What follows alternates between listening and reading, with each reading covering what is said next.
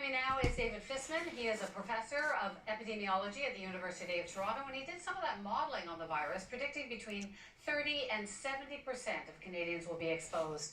So, David, we'll get to that in just a moment, but we've spoken to so many Canadians, and a lot of them are saying, we've got a great system. Are they, and some have said that the media is overreacting. Are we?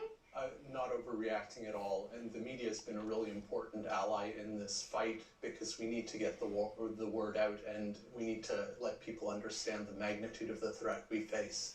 You said just a week ago that you were very afraid. Canadians should be afraid. Should we still be afraid? We should all be afraid, but we should not let that fear immobilize us. There are simple, straightforward things that we can do as a country to go the route of Hong Kong, Singapore, and Taiwan on this, and not go the route of Italy and France.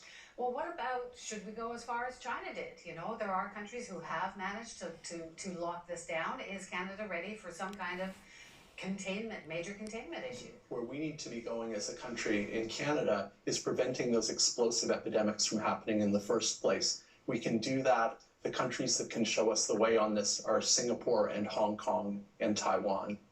Those are countries which we're not talking about because they're quiet. They're quiet not because they're lucky. They're quiet because of aggressive containment and social distancing strategies that they initiated when their outbreaks were small, when their outbreaks were like what we have in Canada right now. Well, the outbreak so far is fairly small. Do you think it's going to grow? In Canada, yes. If you look at the Canadian case numbers week on week, it looks like exponential growth. Our case numbers are an echo of what's happening in other countries around the world, particularly the United States. So we're importing more and more cases in an exponential manner. Each one of those is a spark that can set off a Canadian epidemic, and there is a high level of likelihood that that is going to happen in the coming weeks. Indeed, it may have happened already.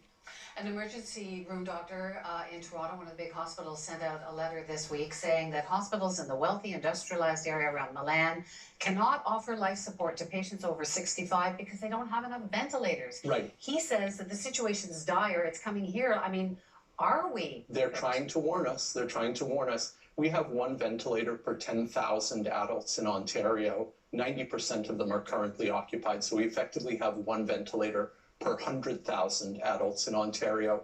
That drowns in a couple of weeks with an epidemic like this. An epidemic like this lasts a long time. That means there are a lot of people in the situation like they have in Italy who die because we just can't care for them.